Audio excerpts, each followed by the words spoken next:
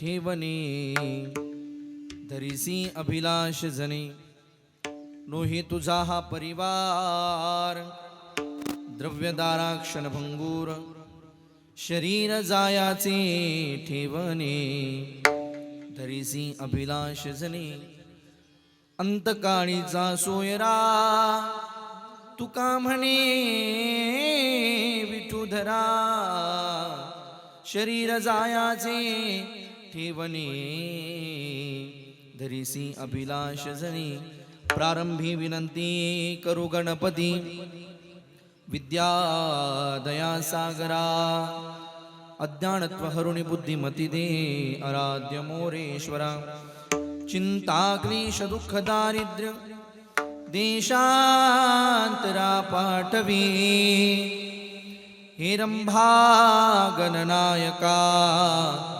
गजमुखा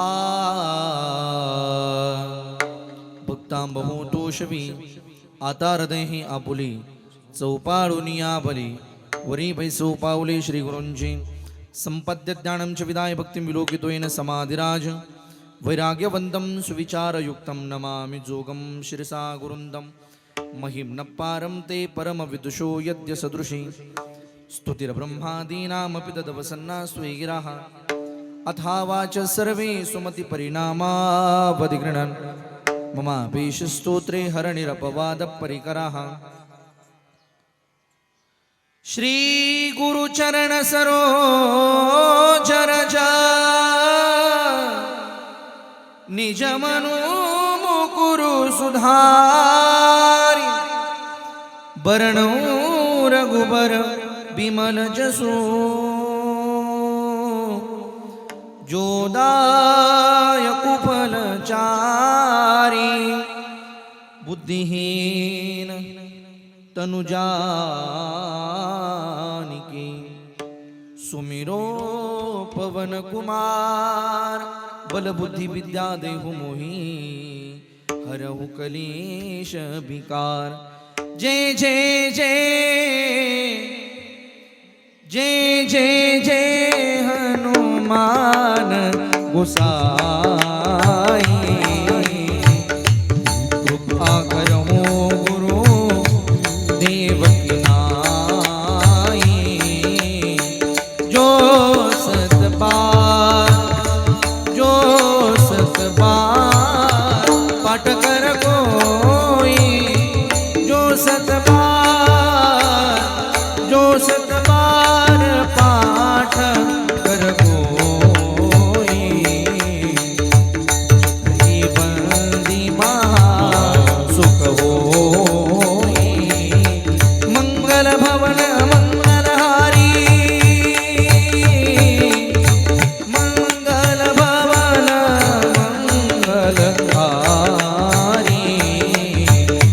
प्रभु सुदशरथ अजर बिहारी राम सिया राम जय जय राम राम सिया राम जय जय राम राम सिया राम जय जय राम श्री राम जय राम जय जय राम श्री राम जय जय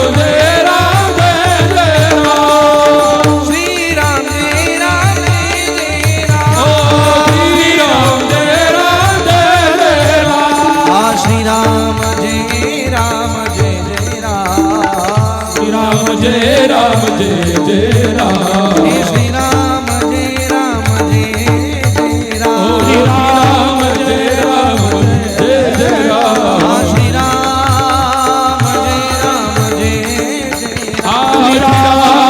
जय राम श्री राम जय जय राम श्री राम जय राम जय जय राम श्री राम जय जय राम श्री राम जय राम जय जय राम श्री राम जय जय राम चले आओ जी पवन कुमार हमारे हरि कीर्तन में चले आओ जी पवन कुमार हमारे हर कीर्तन में आओ जी पवन कुमार हमारे हरि कीर्तन में पवन कुमार हमारे हर कीर्तन में राम जी को लाना लखन जी को लाना राम जी को लाना लखन जी को लाना राम लाना लखन जी को लाना राम जी को लाना लखन जी को लाना राम जी को लाना लखन जी को लाना राम जी को लाना लखन जी को लाना चले आओ जी जनक दुलार हमारे हरि कीर्तन में चले आओ जी पवन कुमार हमारे हर कीर्तन में पवन कुमार हमारे हर कीर्तन में चलो पवन कुमार हमारे हर कीर्तन में कीर्तन में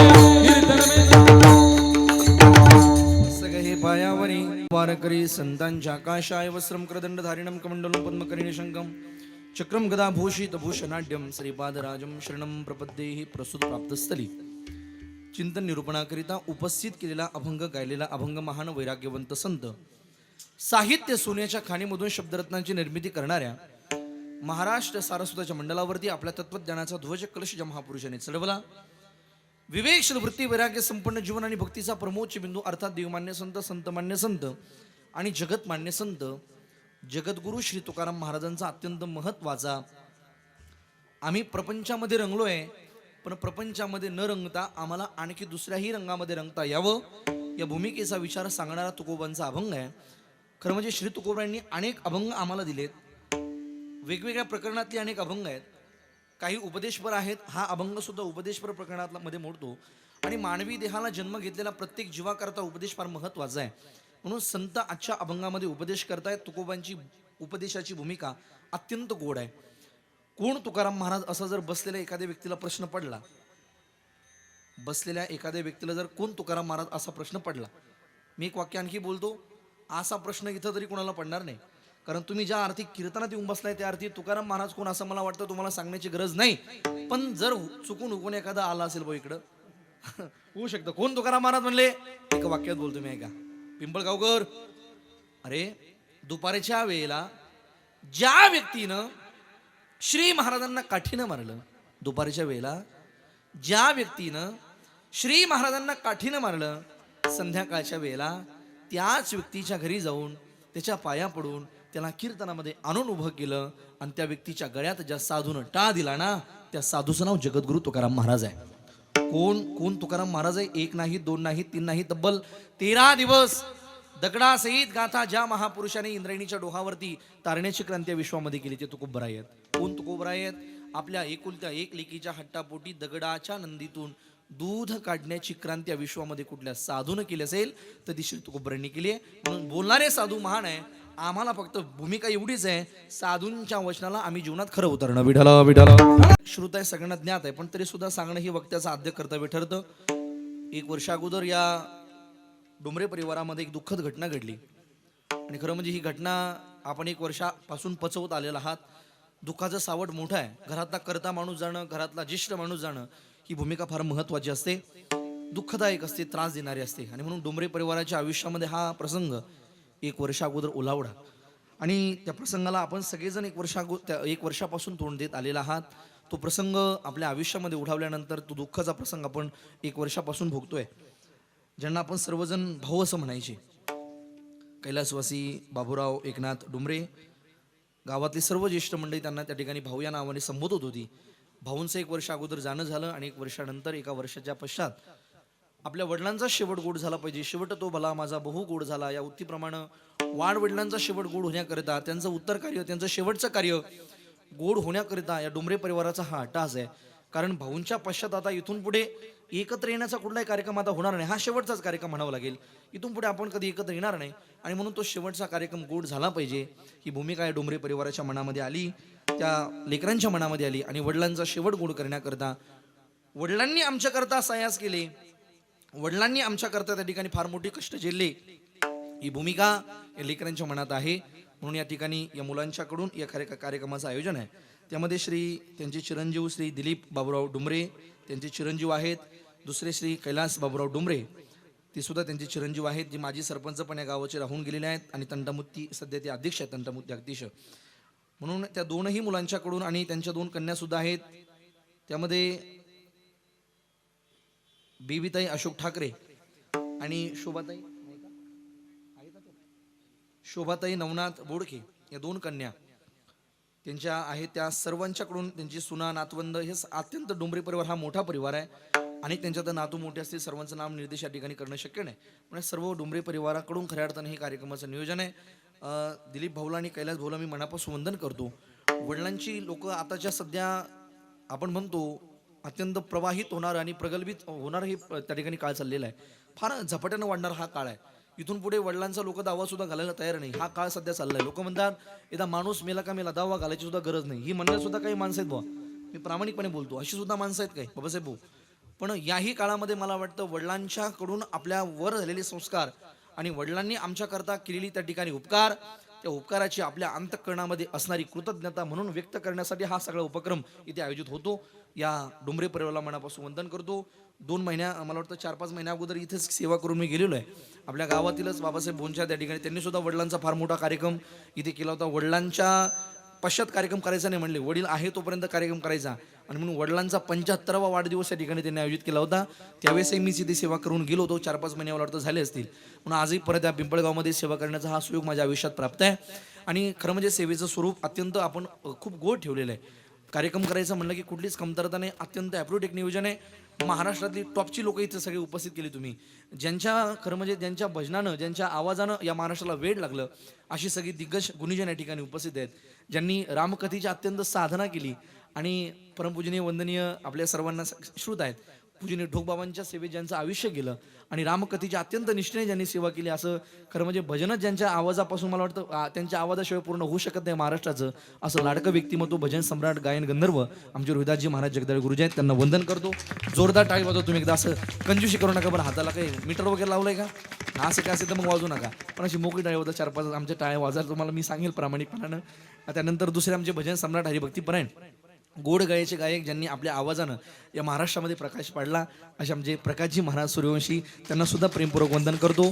आमचे हरिभक्तीपरायण गोड गायचे गायक आदरणीय आमचे, मला वाटतं मागच्या कीर्तनाला पण ते होते, आमचे आदरणीय आमचे भजन सम्राट शांतारामजी महाराज, शांताराम महाराजला सुद्धा मनापासून वंदन करतो. त्यांना सुद्धा धन्यवाद आहे. ते सुद्धा मागच्या कीर्तनालाही होते. शांताराम महाराजला वंदन करतो. आपल्या संपूर्ण पिंपळगावची ही सर्व भजनी मंडळी, तुम्हाला सर्व प्रेमपूर्वक माझं वंदन आहे. चोपदार सुद्धा या परिवारातले जे, त्यांनाही वंदन करतो.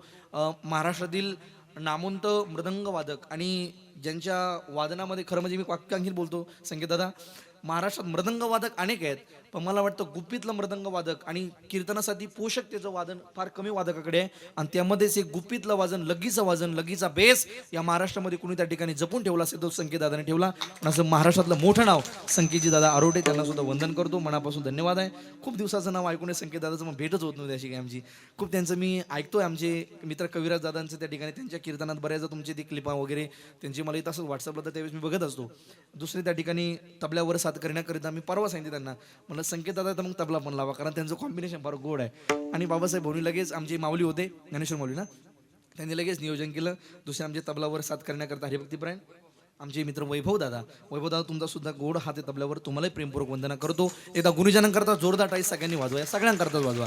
सगळ्यांना वंदन करतो. विनेकरी बाबा आहेत, गावातील सर्व भजनी मंडळ आहे, आणि विशेष करून आमचा गोड साऊंड आपल्या गावातलाच आहे ना, आपल्या पांगरीचा पांचाळेचा, हां पांचाळेचा असा गोड आमचा साऊंड आहे दादा, तुम्हालाही प्रेमपूर्वक वंदना करतो. मागच्या कीर्तनात त्यांचा साऊंड होता, खूप गोड साऊंड आहे. कारण ही करायचं म्हणलं ना, तुम्ही गायक वादकाला कीर्तनकाराला एखादी पोळी कमी खाऊ घाला, काही अडचण नाही, ती घरी जाऊन जेवतील ना, काही अडचण नाही ना. पण मला वाटतं हे सगळं महत्त्वाचं लागतं. तुम्ही त्याच्यात तुमचा मोलाचा वाटा आहे. दादांचा गोड साऊंड आहे. दादांना सुद्धा मी प्रेमपूर्वक वंदना करतो. एक सोडून 2 कॅमेरे इथं उपस्थित आहेत, त्यांना सुद्धा मी प्रेमपूर्वक वंदना करतो. एक माझ्या समोर आमचाच कॅमेरा आहे, माझं नावाने त्या ठिकाणी चॅनल आहे, त्याच अरविंद दादा शूटिंग करण्याकरता. आणि दुसरं आमचं त्या ठिकाणी चॅनल गजर हरिनामाचा, तो संभाजीनगरचा आमचा मला वाटतं, हां गजर हरिनामाचा चॅनल आहे आमचा. दादा तुम्हालाही प्रेमपूर्वक वंदना करतो. दोनही त्या ठिकाणी यूट्यूब चॅनल, त्यांना प्रेमपूर्वक वंदना करतो. आपण सर्वजण या आरोटे त्या ठिकाणी डोंबरे परिवाराच्या दुःखामध्ये आपण सर्वजण या ठिकाणी सहभागी आहोत. डोंबरे परिवाराच्या संबंधित आपण सर्वजण स्नेही मंडळी या ठिकाणी एकत्रित आलायत. खरं म्हणजे एक वाक्य आणखी बोलतो, सनातन धर्माने आम्हाला गोड शिकवण दिली बघा. एखाद्याच्या आनंदात जर आपण नाही गेलो तरी समोरच्याला फारसा फरक पडत नाही, पण दुःखात ज्याला माणसाला त्या ठिकाणी न गेलं तर फरक पडतो. म्हणून आनंदात जाऊ नका, पण दुःखात ज्याला विसरू नका. हा समाज विचित्र आहे, आनंदात लोकांच्या पुढे आहे पण दुःखात मात्र मागे. आम्ही आनंदात एकमेकांच्या समोर राहा, सोबत राहा. आनंदामध्ये एकमेकांच्या मागे राहिला तरी चालेल, आनंदात नाही गेला तरी समोरच्याला फरक पडत नाही, पण दुःखात मात्र त्या व्यक्तीच्या खांद्याला खांदा लावून त्याचं दुःख वाटून घ्या. ही भूमिका मला वाटतं फार जागृत आणि त्या ठिकाणी फार अंतःकरणामध्ये आपल्या मोठेपणा अंतःकरणात निर्माण करणारी आहे. म्हणून दुःखात एकमेकांच्या तुम्ही आलात, तुम्हाला सगळ्यांना प्रेमपूर्वक वंदना करतो. अगदी कमी वेळामध्ये या अभंगावर तुम्ही आणि मिळून सगळी मिळून त्या ठिकाणी चिंतन पाहण्याचा आपण प्रयत्न करू. या व्हिडिओला विठ्ठला विठ्ठला विठ्ठला विठ्ठला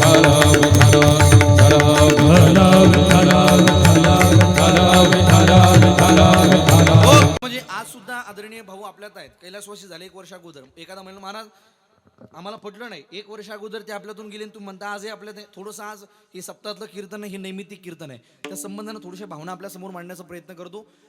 खरं म्हणजे आजपर्यंत ते आपल्यात आहे ही भूमिका मला मांडायची. तुम्ही म्हणाल महाराज पटलं नाही, ऐका पटून देतो. देहाचे एकच प्रकरण आम्ही वर्णन करतो, जो दिसतो तो देह आपल्या समोर आहे. पण ऐका महत्वाचं, जे गेलेत ना ते स्थूल रूपाचे त्या ठिकाणी देह संपलेले आहेत. एक आमच्या विचारसागर नावाच्या ग्रंथामध्ये पंडित निश्चलदासजींनी व्याख्या केली आहे. ती म्हणतात एक कारण देह, एक स्थूल देह, एक सूक्ष्म देह. आम्हाला कारण देहाचा विचार करायची गरज नाही. थोडं ऐकायला 5 मिनिटं जड जाईल, अगदी सोपं करून पुढे सांगू. एक आहे सूक्ष्म देह. आता ऐका महत्वाचं, स्थूल देह कशाला म्हणावं आणि सूक्ष्म देह कशाला म्हणावं. अगदी सोप्या भाषेत बोलतो, जे दिसतंय त्याला स्थूल देह असं म्हणा आणि जे दिसत नाही त्याला सूक्ष्म देह असं म्हणा. आता काय, तुमच्या समोर मी उभा आहे, मला तुम्ही सगळ्यांनी नाव दिलंय हरिभक्तीपरायण संदीप महाराज खंडागळे. इथं तुमच्या समोर मी उभा आहे. उदाहरणार्थ ही बॉडी आहे. आता या शरीराला, या बॉडीला स्थूल बॉडी असं म्हणतात. काय म्हणतात तुम्ही बोलत चला, काय म्हणतात? आणि सूक्ष्म म्हणजे लहान. आता जे दिसतंय ते मोठं शरीर आहे. आता महत्वाचं आहे का, हे सगळ्यांना दिसतंय, हे आहे, हे मान्य कराल तुम्ही. महत्वाचं आता आहे का, या बॉडीमध्ये आणखी एक शरीर आहे आणि त्याला सूक्ष्म शरीर असं म्हणतात. आपल्या बोली भाषेमध्ये त्याला आपण जीवात्मा असं म्हणतो किंवा जीव असं म्हणतो. आता महत्वाचं आहे का, जीव कधीच कुणाचाच मेलेला नाही. त्याचं वर्णन करताना भगवान परमात्मा गीतेमध्ये अर्जुनाला उपदेश करतात. हे अर्जुना, नैनम छंदंती शस्त्राणि नैनम दहती पावकः न चैनम क्लेदन्त्यापो न शोषयति मारुतः. त्याला अग्नी जाळू शकत नाही, त्याला वारा सुकू शकत नाही, त्याला पाणी भिजू शकत नाही, असा नित्य जीवात्मा आहे. तो जीवात्मा फक्त या देहाच्या बाहेर प्रवेश करतो आणि एकदा की देहाच्या बाहेर त्या जीवानं प्रवेश केला की मग आपण म्हणतो माणूस गेला, त्याला एकच जागा राहते, ती म्हणजे 4 जणांचा खांदा. एवढं माझं बोलणं कळतंय का तुम्हाला? आणखी सोपं सांगतो, ऐका महत्वाचं. जीवात्मा मरत नाही, जीवात्मा कधीच कोणाचा मेला नाही, फक्त तो देहाच्या बाहेर निघतो. जैसे जीर्ण वस्त्र सांडीचे मग नूतन विडीची ज्ञानोबरांची गोड भूमिका आहे. आता आणखी सोपं सांगतो तुमच्या पुढे, ऐका. अंत्यविधीला तुम्ही गेले, बस हे बोल, कोणीच तुम्ही एखाद्या अंत्यविधीला गेलात पाहुण्याच्या, तुम्ही घरी आले, तुम्हाला शेजारच्याने विचारलं का हो फारच गडबडीमध्ये घाईमध्ये, तुम्ही सहज सांगता अहो काय सांगा तुम्हाला, आमचा जवळचा पाहुणा होता, त्याला अचानक अटॅक आला आणि पाहुण्याचा जीव जागेवर मेला असं म्हणतात ना. काय म्हणता, गेला का मेला? हा, तुम्ही मेला म्हणसाल का? आता किती काय तसं तुम्ही मेला म्हणणार आहे? नाही, मेला म्हणू शकत नाही तुम्ही, असं कधी होत नाही. अहो काय सांगा तुम्हाला, पाहुण्याला अटॅक आला, पाहुण्या जीव जागेवर मेला, असं होईल का? जीव हा मरत नाही. म्हणून हे सगळे कर्म आता कोणा करता करायचे महत्वाचं आहे का, ज्या दिवशी जीवात्मा देहातून बाहेर गेला त्या दिवशी त्याची राग झालेली आहे. पण कर्म कोणा करता करायचे आहेत, तर हे कर्म आमच्या जीवात्म्या करता करायचे आहेत. आणि जो मुलगा आपल्या वडिलांची कृतज्ञता व्यक्त म्हणून हे सगळे कर्म करतो, तुकोपराय म्हणतात ते वाढ वडील त्या मुलाला आशीर्वाद देतात.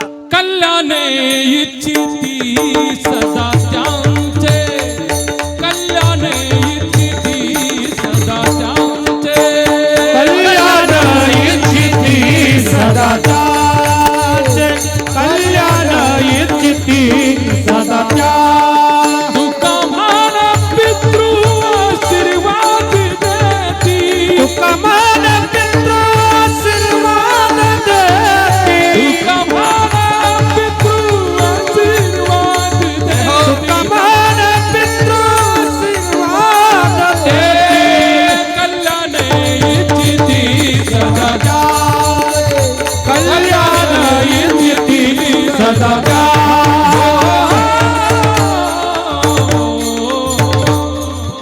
क्या बात आहे वा. अत्यंत समर्पक प्रमाणे कल्याण इच्छिती सदा त्यांचे. आमचं कल्याण संत म्हणतात की आमची पूर्वज इच्छितात. म्हणजे काय, त्यांनी आमच्या करता कमवून ठेवलेली प्रॉपर्टी त्याच्यामध्ये आम्हाला सुख लाभतं, आनंद लाभतो, आमचं कल्याण व्हावं ही भूमिका त्यांच्या मनात असते. नाहीतर जी मुलं आपल्या आईच्या वडिलांचं त्या ठिकाणी हे सगळं उत्तरक्रिया करत नाही, कार्य करत नाही, किंवा ते गेल्यानंतर चांगलं जगत नाही, अर्थात कर्म चांगलं करत नाही, त्यांच्या पश्चात त्यांच्या वडिलांचा त्यांना श्राप लागतो. आहा कटा त्याची करीती पितर. आणि मग महत्वाचं आहे का, तुमच्या घरामध्ये किती का असेना घरामध्ये समाधान लाभत नाही. मग काही लोक भेटतात ब्राह्मण देवताला, देवप्पा तुम्हाला काय सांगा म्हणले, घरामध्ये सगळे पैसा पाणी भरपूर आहे, बागायती जमीन आहे, नातू सुद्धा मोठ्या मोठ्या शाळेत आहे, सुना सुद्धा मोठ्या मोठ्या घरच्या केल्या, पण काही कळत नाही म्हणले, घर पण तीन ताळी बांधलं म्हणले, पण काही मेळ लागत नाही म्हणले, समाधानच नाही. बाप पोरं पडतो, पोरग बापोर पडतं, सासूर पडती, सासू. मग तुम्हाला देवबाप्पा म्हणतात, काय म्हणतात तुमच्या घरात ना, हा कोणता दोष लागलाय, पितृदोष लागलेला. तुम्ही एक काम करा, कुठं जायचं, तुमच्या जिल्ह्यात जायचं आहे की नाही. हा मी आता संभाजीनगरचा आहे ना, मग तरी तुम्ही नाशिकला जा म्हणले ना. मला वाटतं ती नंतर करायचं नसेल तर अगोदर हे कर्म नीट करा. आणि एक वाक्य आणखी बोलू का, आपले आई वडील गेल्याच्या नंतर आम्ही किती मोठे कार्य करतो त्याच्यापेक्षा आणखी एक वाक्य बोलतो, आपले आई वडील जिवंत आहेत तेव्हा आपण त्यांची सेवा कशी करतो हे फार महत्वाचं आहे. आज आम्हाला नाही पण दिलं जात आलं तरी चालेल, आमच्या घरी आमच्या आई वडिलांमध्ये विठ्ठल रुक्मिणी पाहा कधीतरी त्यांचं. एक वाक्य आणखी बोलतो मी, एखादा माणूस मरेल ना, जर त्याच्या पश्चात त्याची जर सेवा झाली नसेल तर त्याचं देवासाठी काय, देवाकरता काय शब्द असतील, देवासाठी तो काय बोलेल, देवा, त्याचा संवाद देवासोबत काय होईल. माझ्या मनाला भावना पडल्या, म्हणजे माझ्या मनाला हे वाटतं असं बोलू शकतो, देवा, ए देवा, अरे मी जिवंत होतो, मी जिवंत असताना खाटेवरती पडलेला होतो, देवा, अरे मी जिवंत होतो, जिवंत असताना खाटेवरती पडलेला होतो, खाटेवर पडलेला असताना मला 10-11 वाजता भूक लागायची रे पोटामध्ये, आणि भूक लागल्यानंतर असं वाटायचं घरातलं कोणीतरी यावं, एखादी भाकरी आणावी, थोडीशी भाजी घेऊन यावी, मला पोटभर खाऊ घालावं, जवळ बसावं माझ्या. पण देवा, मी जिवंत असताना असं कधी झालंच नाही. देवा, मी मेलोय आता, मला जेवणाची गरज नाही, पण माझ्या घरच्यांनी पंचपक्वान्नाचं ताण सजून कावळ्यासमोर ठेवलं. देवा सांग, तुझ्याकडे न्याय आहे. जित्या नाही अन्ना, मेल्यावरी पिंडदान, मेल्यावरी पिंडदान, मेल्यावरी पिंडदान. जित्या नाही अन्न, मेल्यावरी पिंडदान, मेल्यावरी पिंडदान, मेल्यावरी पिंडदान. जित्या नाही अन्ना, मेल्यावरी पिंडदान, मेल्यावरी पिंडदान, मेल्यावरी पिंडदान.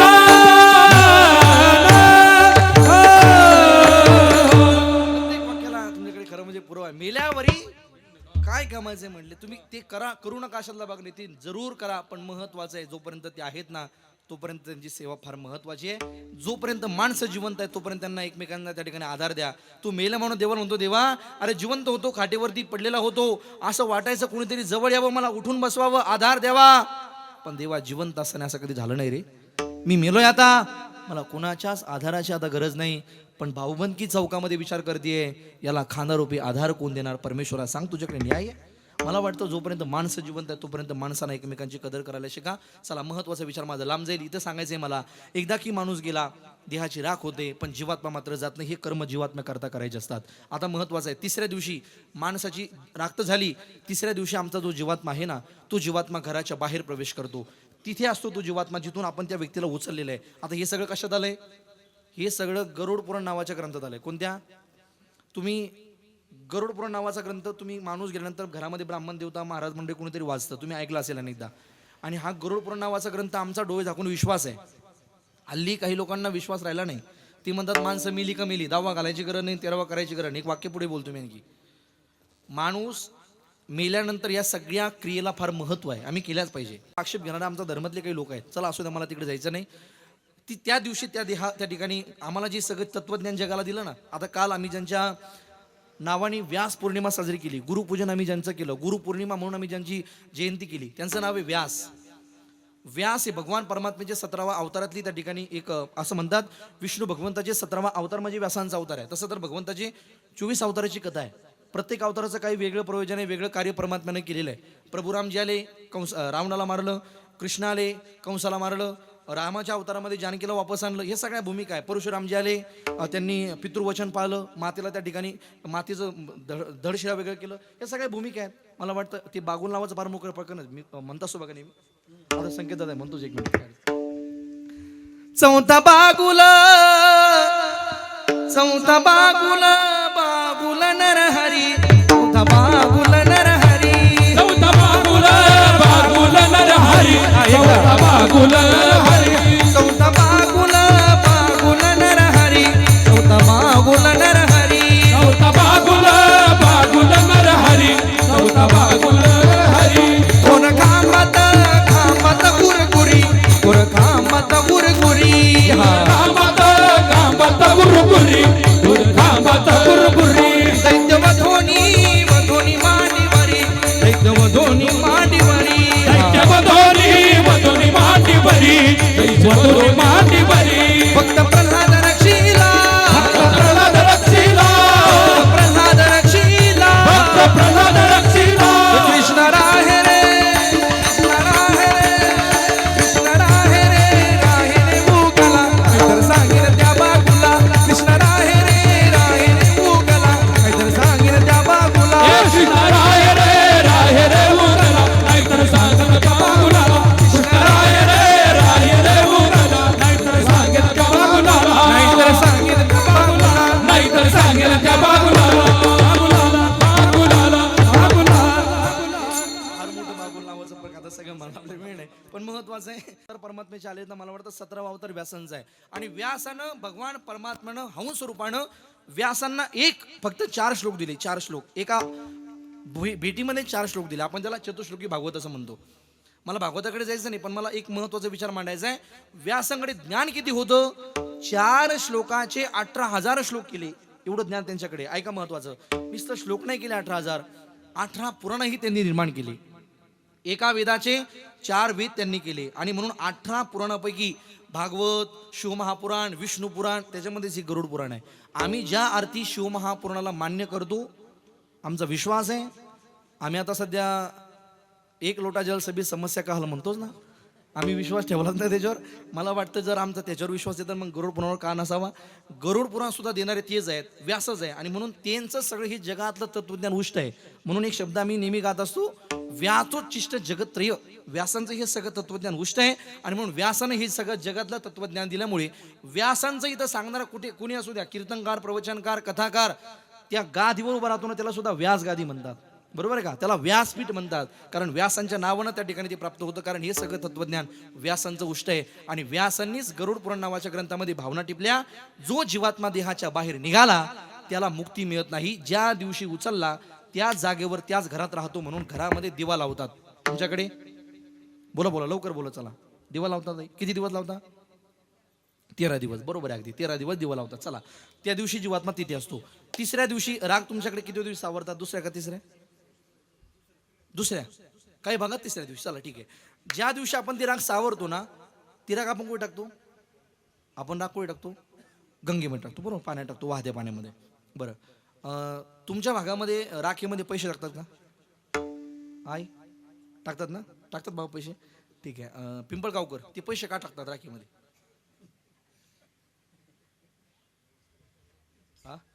आमच्या आई तर म्हणलं महाराज मला माहिती नाही गुरुजी मी एकदा विचारलं कीर्तनामध्ये राखीमध्ये पैसे का टाकतात एक मात्र मला खाऊन म्हणे महाराज ती वरती खर्ची का माहिती म्हणे आता मला अद्याप या प्रश्न उत्तरच कळलं नाही महाराज खर्ची काम येते म्हणजे काय आता लाखो कोट्यवधी जिवंत असताना कमवले ते काम हे काम आहे का काय लोकांचे महाराज अवघड काम आहे मला वाटतं ते महत्वाचं नाही बाबा ते त्याच्यामध्ये वैज्ञानिक भावना आहे का महत्वाचं का टाकतात त्याच्यामागे वैज्ञानिक भाव सांगतो तुमच्या समोर जुन्या काळामध्ये लोक फार पुढचा विचार करणारी होती आताही करतात पण आता थोडा पुढचा विचार कमी झाला आता फक्त आता विचार चालू म्हटले जुन्या काळामध्ये लोक म्हणायचे बाबा राखीला आपण गंगेत टाकलं तर गंगेचं पाणी दूषित बनेल आणि दूषित बनलेल्या पाण्याला शुद्ध करण्याकरिता तांब्याचं नाणं असायचं जुन्या काळामध्ये ते आजही आहे तांबं जर आपण पाण्यात टाकलं तर पाण्यातली सगळी घाण सगळा गढूळपणा तो तळाशी नेऊन बसवतं कोण तांबं म्हणून जुन्या काळामध्ये गंगेचं पाणी दूषित बनवू नये गढूळ होऊ नये म्हणून ती राख खाली जाऊन बसावी आणि पाणी शुद्ध राहावं म्हणून जुन्या काळामध्ये त्याच्यामध्ये नाणं टाकत होते आता नाणं राहिलं आता लोकांनी 1चा 2चा 5चा ठोका टाका सुरुवात केली. चला असू द्या, काय तुमच्या भावना, मी काय त्याला म्हणत नाही टाकू नका, ते चला कोणाला तरी भेटतात तिकडे तरी. पण मला वाटतं महत्वाचं आहे का, राखेला आम्ही पाण्यात टाकलं की आपला जीवात्मा घराच्या बाहेर प्रवेश करतो. गरुड पुराण सांगतंय त्या आपल्या घराजवळ जी वृक्ष असेल त्या वृक्षाचा सहारा आपला जीवात्मा घेतो आणि तिथून पुढे 8 दिवसापर्यंत आपला जीवात्मा त्या वृक्षावरती बसत असतो. आणि बसून काय करतो तर ऐका महत्वाचं, काय कोण बोलतंय कोण काय हे सगळं तो ऐकत असतो. 10व्या दिवशी मुलाच्या हातानं पिंड बनवतात. ज्या मुलाला त्या ठिकाणी त्या बापानं जन्म दिलाय ना, त्या मुलाच्या हाताने पिंड बनवतात. तो पिंड बनवला की त्या पिंडाला काकस्पर्श होतो, कावळ्याच्या चोचीचा स्पर्श होतो. आणि कावळ्याच्या चोचीचा स्पर्श झाला रे झाला, त्याला तर्पणविधी म्हणतात.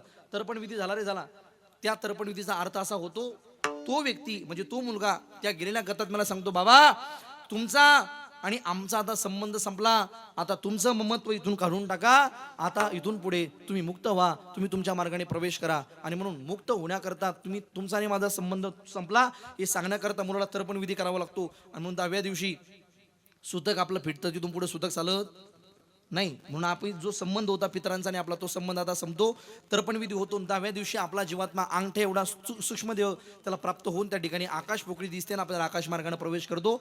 आता याचं पुढं सविस्तर चिंतन आहे. 11.5 महिन्यापर्यंत त्याला कुठल्या प्रकाराने त्या ठिकाणी वैतरणी नदी असेल ते सगळं पार करत करत जे आयुष्यात त्यानं कर्म केलंय ते सगळं कर्म त्याला त्या 11.5 महिन्याच्या काळामध्ये भोगावं लागतं. म्हणून आम्ही कर्म चांगले करावेत, चांगले कर्म आमचे असावेत. कर्म आम्ही जे करतो ना ते भोगावंच लागते बाबा.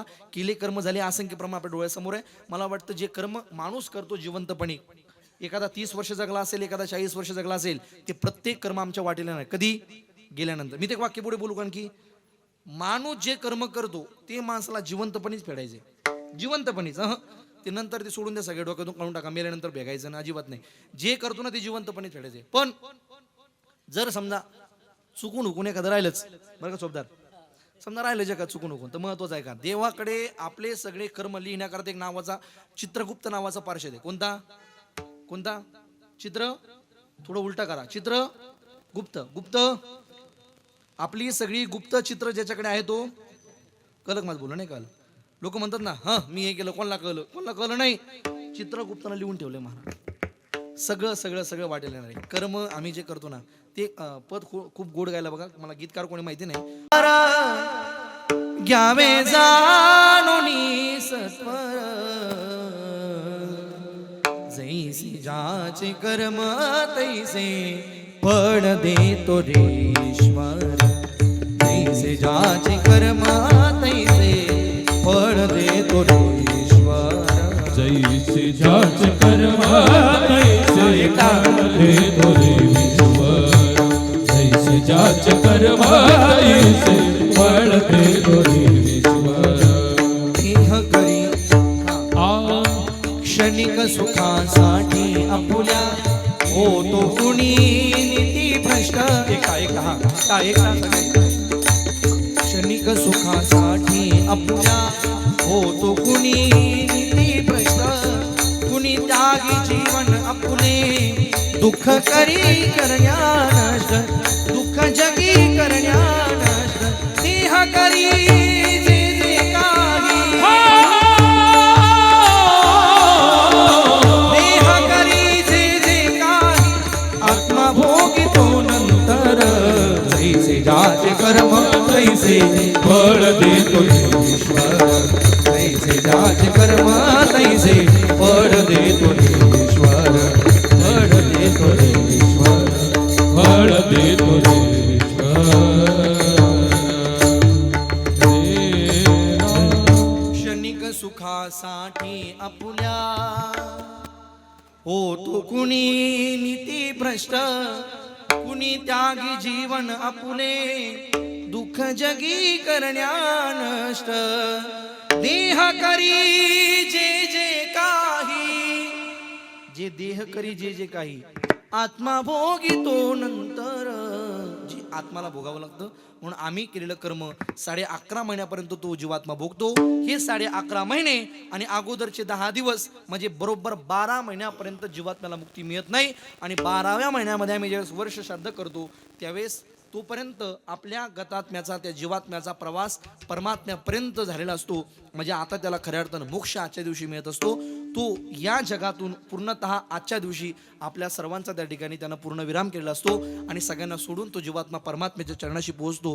म्हणून 1 वर्षापर्यंत आमच्याकडून कुठलंही पाप कर्म घडू नये, 1 वर्षापर्यंत आमच्याकडून चुकीचं कर्म घडू नये, कारण आमच्याकडे आमचं झालेलं सगळं कर्म आमचा गतात्मा पाहत असतो. ही भूमिका आमच्या गरुड पुराण नावाच्या ग्रंथानं वर्णन करून सांगितली. विठाला विठाला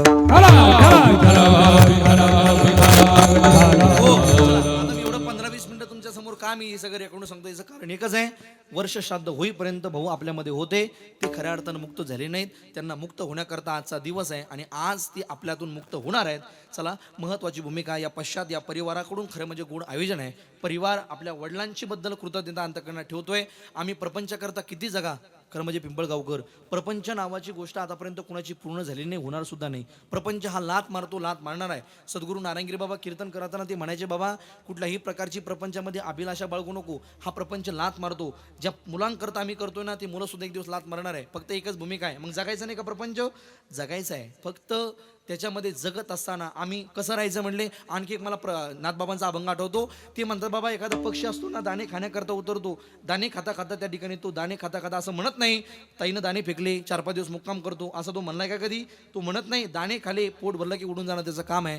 तसं या प्रपंचाची आमची अवस्था आहे. या प्रपंचात सुद्धा आम्ही राहत असताना असंच राहायचं आहे. पक्षी अंगणी उतरती ते का गुंतून या राहती, तसं आम्ही संसारात राहायचंय. संसारामध्ये आम्हाला रंगायचं नाही. पण झालंय काय माहिती, आज माणूस मी आणि माझा प्रपंच 4 भिंतीमध्ये जगत असताना, त्याला त्या ठिकाणी 4 भिंतीमध्ये जगत असताना त्याला जगाचं घेणं देणं नाही आहे. फक्त मी आणि माझी भिंत, मी आणि माझं घर, एवढीच भूमिका आहे. आमच्या संतांनी वर्णन केलं, बाबा माणसाला या जगामध्ये मेल्यानंतर सुद्धा जिवंत राहता येतं, पण त्याला फक्त 4 भिंतीचा सहारा नाही घ्यावा लागत, त्याला 4 भिंतीच्या बाहेर डोकावं लागतं. आणि मग जी माणसं 4 भिंतीच्या पलीकडे डोकावून जगाचा विचार करतात, देशाचा विचार करतात, समाजाचा विचार करतात, लोकांच्या भावनेचा विचार करतात, त्यांचीच कीर्ती या जगामध्ये उत्तम रूपाने या जगामध्ये उरते. उत्तमाची भुरे कीर्ती मागे,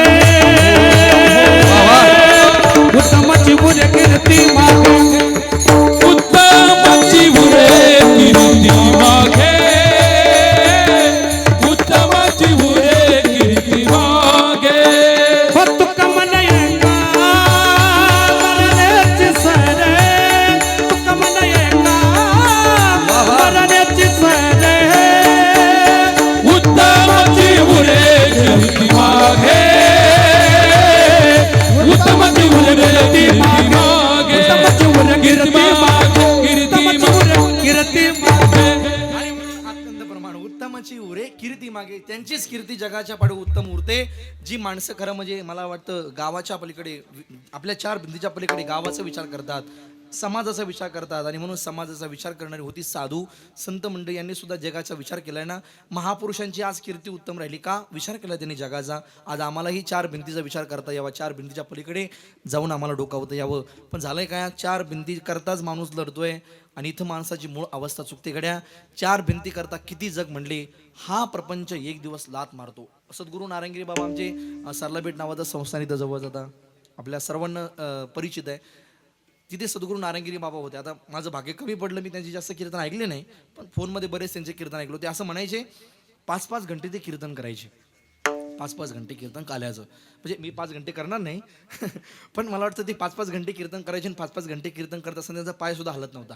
ते रंगून एक प्रसंग सांगायचा. ते गेले का कुठे कीर्तन करता, आता लोकांची भूमिकाच असते, बाबा आम्ही सुद्धा कुठे गेलो, महाराज हे असं सध्या हे 2 एकर घेतलं, इथं प्लॉटिंग पडली, ही प्लॉटिंगमध्ये आपलं एक नाव दिलं आपण, आता इथं हा प्लॉट होणारच आहे लवकर, हे 3 ताळाचं बांधलं, तिथं सुद्धा 2 एसिनरला ते सुद्धा भाड्याने देऊन टाकले. म्हणजे हे आम्हाला पण सांगतो लोक, त्यांना सांगणं साहजिकच होतं, तिथं फार मोठे महात्मे होते. मग त्यांना सांगायचे, त्यांना हसू यायचं. मग ते कीर्तनात रंगून प्रसंग सांगायचे, बाबा अरे हा प्रपंच आहे, काल तुझ्या वडिलांकडे होता, आज तुझ्याकडे, उद्या तुझ्या मुलांकडे, परवा तुझ्या नातवांकडे. हा प्रपंच कुणाचा पूर्ण झालाय बाबा?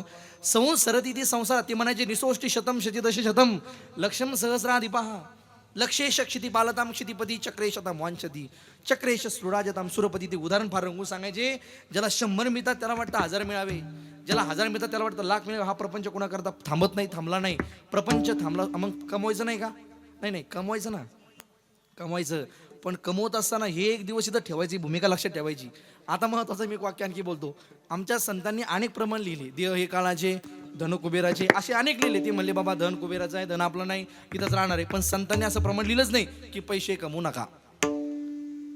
म्हणून संकेत मला थोडं ठरवून घ्यायचा काय अडचणी 500,000 जास्त घ्यायचा. मला वाटतं नाही ना, कुठे लिहिलं महाराज संतांनी लिहिलं नाही पैसे ठरवून म्हणजे पैसे घेऊ नका असं लिहिलं नाही कोणी त्यांनी. जोडोनी या धन उत्तम व्यवहार जोडोनी या धन उत्तम व्यवहार उदास विचार व्यच करी उत्तम जीवती तो एक पावेल उत्तम जीवती तो एक पावेल. उलट त्यांनी सांगितलं जोडून या धन. हे अशी मला आता गुरुजी भेटले बोलायचे नंतर. खरं म्हणजे गुरुजी असं असलं मला लय आनंद होतो बरं का. आता कीर्तन करू आपण 2-3 घंटे. आणि खरं म्हणजे एक वाक्य आणखी बोलू का. कीर्तन करायचं म्हणलं ना, बाबासाहेब भाऊ आमची माऊली होती म्हणे महाराज तुम्ही कीर्तनाला हलगर्जीपणा करूच नका म्हणे, आम्ही सगळे टॉपची माणसं बोलवतो. म्हणलं बिलकुल बोला, आनंद घेऊ आपण. त्यांनी सांगितलं कीर्तन पाहिजे तर असं म्हणजे वातावरण झालं पाहिजे म्हणले. म्हणलं काळजी करू नका, कीर्तन करता सगळे पाहिजे बरं का. कीर्तनाशिवाय यांच्याशिवाय मजा नाही. तुम्ही कीर्तनकार किती मोठा बोला, कोणत्या गाडीतून बोला, यांच्याशिवाय नाही मजा ती. कीर्तनासाठी गुंजन महत्वाचे. मी एक वाक्य बोलू आणखी. प्रवास करायचा म्हणलं की गाडी चांगली. आमचे उले महाराज फार गोड प्रसंग सांगतात. प्रवास करायचा म्हणलं की गाडी चांगली पाहिजे वा. जेवढी गाडी भारी तेवढा चांगला प्रवास. प्रवास करायचा म्हणलं की गाडी चांगली पाहिजे. प्रवास करायचा म्हणला की रस्ता सुद्धा चांगला पाहिजे. आणि प्रवास करायचा म्हणला की ड्रायव्हर फुल पेलेला पाहिजे. आपलं हुकलं का. नाही, प्रवास करायचा म्हणलं की ड्रायव्हर सुद्धा चांगला पाहिजे. त्याच्याशिवाय काम होत नाही बा. प्रवास चांगला होण्याकरता हे सगळ्या गोष्टी जशा महत्त्वाच्या आहे ना, तसं कीर्तन होण्याकरता हे सगळ्या गोष्टी महत्त्वाच्या आहे. पण अत्यंत महाराष्ट्रातलं टॉपचं नाव आहे माझं आमच्या जयदाळ गुरुजींचं. खूप साधना केली, रामायणाची कृपा आहे त्यांच्यावर. आजही आवाज ऐका वाटतो ना, अगदी तो पहाडी आवाज. खरं म्हणजे त्यांची चाल मी आमच्या बिडकीनला ते सप्ताहाला यायचे कार्यक्रमाला मी तेव्हापासून त्यांचं ऐकतो. खूप अत्यंत प्रकाश गुरुजी असतील, प्रकाश महाराजांचं गाणं, आमचे महाराज आहेत, संकेतदादांचा तबला त्या ठिकाणी पकवा. तबला सुद्धा फार गोड वाजवता तुम्ही आहे ना. तबल्यांच्या लग्या बेस आणि जो गुप्पीचा बेस असतो ना महाराज, हा कमी वादांकाकडे. मला मी गुणीजनावर फार प्रेम करतो, कारण मी सुद्धा अगोदर 2 वर्ष अण्णाकडे आमच्या गुरुजीकडे शिकायला होतो ना. असं सप्ताह जायचो आम्ही. म्हणजे असं काही गात नव्हतं, पण हरिपाठ करायचो, आमचं भजन करायचो. मला चांगलं गुणीजनाचं जीवन माहिती आहे महाराज. खूप प्रवास असतो यांचा, खडतर प्रवास असतो. कीर्तन करणं एक वेळेला सोपं आहे, पण गुणीजन होणं अवघड आहे. कारण गुणीजनाकरता साधना करावी लागते. एखादा मला वाटतं एखादा कीर्तनकार विद्वान होऊ शकतो. विद्वान होणं सोपं आहे, पाठांतर करणं, अभ्यास करणं हे सोपं आहे, पण कला मिळवणं सोपं नाही महाराज. कला मिळवण्याकरता माता सरस्वतीचीच कृपा व्हावी लागते, तेव्हा हे सगळं मिळतं. नाही नाही नाही मिळू शकत महाराज. यांच्यावर सगळ्यावर सरस्वती मैयाची कृपा आहे, मला वाटतं तेव्हा हे सगळं निघतं. गुरुजींनी प्रमाण दिलं जोडून या धन. उलट त्यांनी सांगितलं धन जोडा. संतांनी असं कुठे लिहिलं नाही. पण होतंय काय, आम्ही मुळात अवस्था आमची चुकते, धन आपलंच आहे ही भूमिका. चला सोडून द्या, चला मला पुढे बोलायचंय. संत आमचे सद्गुरू नारायणगिरी बाबा सांगायचे, बाबा प्रपंच आतापर्यंत कोणाचा पूर्ण झाला नाही, होणार सुद्धा नाही. ती श्लोक सांगायची, निसोष्टी शतम शचितशे शतम. आणि प्रसंग रंगू सांगायचे, बाबा संसार सरकणार आहे, हा संसार रोज बदलतोय. मला सुद्धा वाटतं माझे केस पांढरे होऊ नये, पण होणारच आहे ना 2-4 वर्षात, होईल का नाही. मला कोणाला वाटतं असं, मला सुद्धा वाटतं माझ्या चेहऱ्यावरती सुरकुत्या पडू नये, पण पडणारच आहे 10-20 वर्षामध्ये. बदल होणार आहे, बदलणारा संसार आहे. संसार कोणाकरता थांबला नाही. तुम्ही 10 वर्षा अगोदरचे तुमचे फोटो पहा. ते आमची जुने कीर्तनकार रंगू सांगायचे. एक म्हातारी म्हटली आरसा घ्यायला गेली बाजारात. भाऊ आरसा केवढा दिला. ती म्हणे आजी 15 रुपयाला दिला म्हणे एक आरसा. ती म्हणे जाय मेल्या म्हणे 5 रुपयाला भेटत म्हणे. माझ्या काळात चेहरा पण चांगला दिसायचं म्हणे. अगं बाई तू तेव्हा चांगली तरुण होती, आता म्हातारी झाली तू, काही फरक आहे की नाही. बदलणारा संसार आहे महाराज. संसार बदलत राहतो, संसार थांबत नाही कोणाकरता, संसार बदलत राहतो. मला वाटतं आमची झोपडी होती, झोपडीचं घर झालं. आम्ही संसारामध्ये इन्क्रीज केलं, पुढे सरकलो. घर झालं, घरासमोर एखादी बाईक आली, आणखी पुढे सरकलो. एखादी ताळ आणखी वर चढला, आणखी पुढे सरकलो. एखादं ट्रॅक्टर घेतलं, आणखी पुढे सरकलो. बँकेचे हप्ते थकले, गाडी ओढून नेली. आता कुठं पुढं, आता मागं सरकलो ना. म्हणजे हे सगळं प्रपंच चालू आहे महाराज. प्रपंच थांबला नाही. आमचे सद्गुरू नारायण बाबा एक प्रसंग त्या कीर्तनात काल्यामध्ये कोरणं करून सांगायचे. ते म्हणायचे, बाबा अभिलाषा नावाची घटना भयंकर आहे. अभिलाषा कुठलीच बाळगू नको म्हणले. या जगामध्ये तू जितल्या अभिलाषा करशील तितकं दुःख जास्त आहे. आणि खरं आहे महाराज, दुःख दुःख दुःख आम्ही म्हणतो ना, एकच कारण आहे, फक्त आमची अपेक्षा. माणूस अपेक्षेलाच थांबायला तयार नाही. माणसाला एखादी आपण गाडी घेतो, मला वाटतं गाडी समाधान नाही का, समाधान आहेच ना. एखादी 4 व्हीलर गाडी आम्ही घेतली, समाधानच आहे. पण आपल्या शेजारच्याने आपल्यापेक्षा का थोडीशी भारी घेतली, आपल्याला वाटतं ती आपल्याकडे असावी. म्हणजे आपल्या गाडीचं समाधान गेलं कुठंच नाही, फक्त अपेक्षा वाढली. आणि ही अपेक्षाच माणसाला मूळ आनंद मिळू देत नाही. फक्त अपेक्षा कमी करा, जीवनात आनंदच आहे. फक्त अपेक्षा संपत नाही, आनंद भेटत नाही. ही महत्वाची भूमिका आहे. ते म्हणायचे, बाबा अभिलाषा. एक भिकारी होता म्हटले, आणि भिकारी भीक मागता मागता गावात भीक मागायला लागला. आता भीक मागताना काय मागतो, गावात गेला, लोकांनी त्याला पीठ दिलं. रंगून सांगायचे ते, बरं पीठ दिलं. आणि पीठ घेऊन त्या ठिकाणी आपल्या झोपडीत आला भिकारी. झोपडीत आल्यानंतर पीठ ठेवायचं कुठं म्हणून एक मडकं होतं. त्या मडक्यामध्ये त्यांना पीठ टाकलं. मग वरून बांधण्याकरता काय त्यांना तेच फडकं वापरलं. बांधलं ठेवायचं कुठं म्हणले, पाय लागला तर फुटून जाईल, पीठ खाली सांडन. एक काम करू म्हणले, वर बांधू. ती झोपडीला त्या ठिकाणी वरती लाकूड असतं ना, त्याला वरती बांधलं त्यानं. आणि आपली तुटकी बाजू ती बाजूवर पडला. बाजूवर पडल्या पडल्या मडक्याकडनं जर गेली आणि मडक्याकडे पाहून म्हणतो कसा, जर समजा उद्या आपल्या गावात जर दुष्काळ पडला तर आपलं एवढं पीठ किती रुपये लिकल? कोण म्हणतंय? आता हे खरं शक्य होईल का असं? पण त्याची अपेक्षा बघा कुठे चालली. काही नाही म्हणला, 1000 रुपयाला तर सहज विकल, सहज 1000 रुपयाला. बरं जाऊ द्या, जर आपल्याकडे 1000 रुपये आले तर आपण एक काम करू म्हणले, 1000 रुपयाच्या आपण 4-5 कोंबड्या आणू. म्हणजे कोंबड्या आणू म्हणजे तुम्ही दुसरीकडे जाऊ नका, तो माळकरी होता ना पाळण्याकरता म्हटलो मी. मग कोंबड्या आणल्यानंतर मी त्या कोंबड्या 6 महिने सांभाळल. 6 महिने कोंबड्या सांभाळायला म्हटले. कोण म्हणतं हे? तुम्ही ऐकताय का? मी नारंगी बाबांचा दृष्टांत सांगतो तुम्हाला भिकाऱ्याचा. तू म्हणे आपण जर 5-6 कोंबड्या 6 महिने सांभाळल्या तर भरपूर कोंबड्या होतील, त्या सगळ्या कोंबड्या विकून टाकू, तेवढ्या पैशामध्ये 5-6 बकऱ्या घेऊन येऊ. मग त्या बकऱ्या सुद्धा आपण 6 महिने सांभाळू, 6 महिन्याने बकऱ्या वाढतील, मग त्या सगळ्या बकऱ्या विकून टाकू आणि 2 म्हशी घेऊन येऊ. कोण म्हटलं? भिकारी. 2 म्हशी आणू. आणि म्हशीनं जर समजा सकाळ संध्याकाळ जर 10-10 लिटर जरी दूध दिलं म्हटला तर एका म्हशीचं 20 लिटर, दुसऱ्या म्हशीचं 20 लिटर, 40 लिटर. काय भाव झाला तुमच्याकडे सिन्नर तालुक्यात? भाव काय? 40 रुपये. 40 रुपये लिटर म्हशीचं दूध. म्हशीचं म्हणतो मी 60 रुपये. चला 50 रुपये आपण सरासरी, चला ठीक आहे. 50 रुपये किती भाव झाले ते? 4-5 20 म्हणजे 2000 रुपये. असंच का? 2000 रुपये पर डे, बरोबर आहे. एका महिन्याचे गणिताला मी कच्चा आहे, मला फक्त कीर्तनाचेच कळते.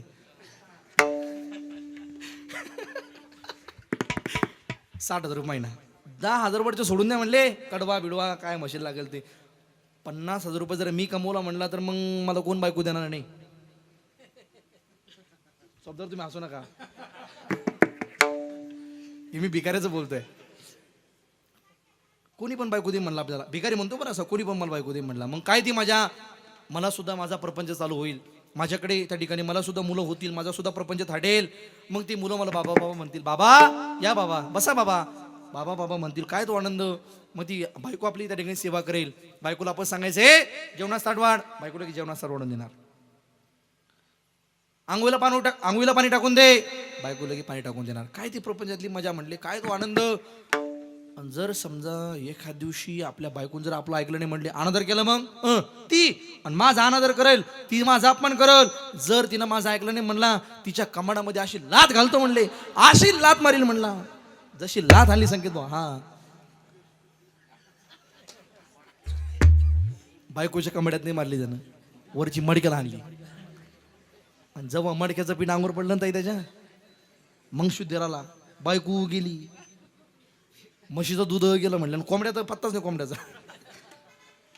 नारंगी बाबा रंगून सांगायचे, बाबा तू अपेक्षा करतोय कुठे, तू बसलाय कुठे, तू विचार करतोय कुठला. प्रपंच नावाची घटना आतापर्यंत कुणाची पूर्ण झाली म्हणले? हा संसार आहे, ज्या देहावर आम्ही भरोसा ठेवतो ना, हा देह सुद्धा आमच्या ताब्यात नाही महाराज. या जगाच्या पाठीवर एका सेकंदात सुद्धा आमच्या देहाचा भरोसा नाही आहे.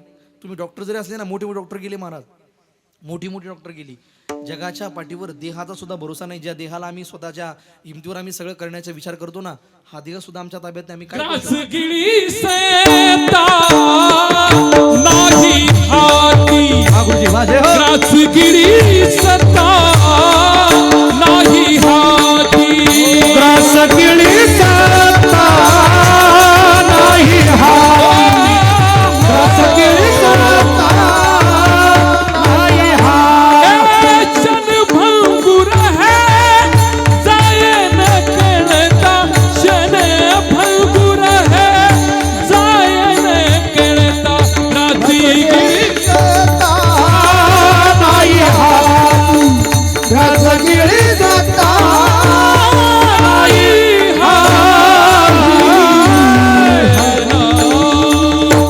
ग्रासगी सत्ता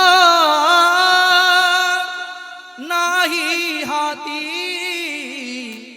ग्रासगी सत्ता नाही हाती.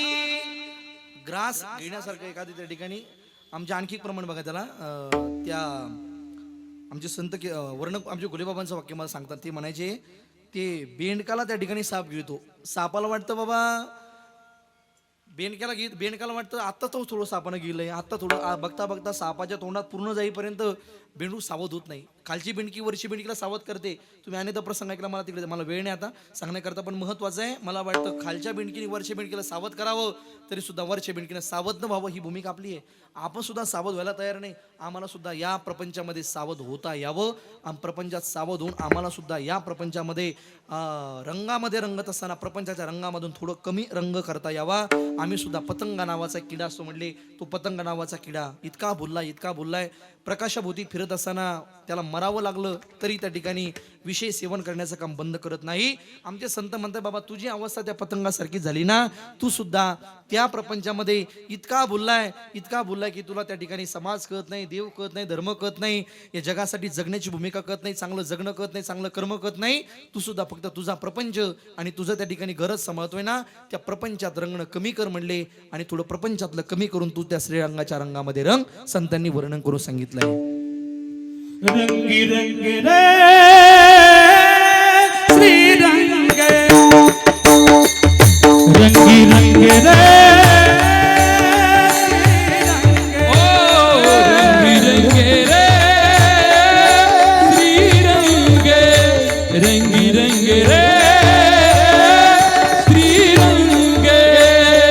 रंगी रंग रे श्रीरंग, रंगी रंग रे रंगी रंग रे श्रीरंग, रंगी रंग रे श्रीरंग, रंगी रंग रे श्रीरंग.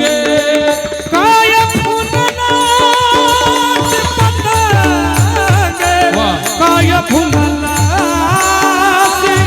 पतंग, काय फुलाची पतंग, काय फुलाची पतंग, काय फुलला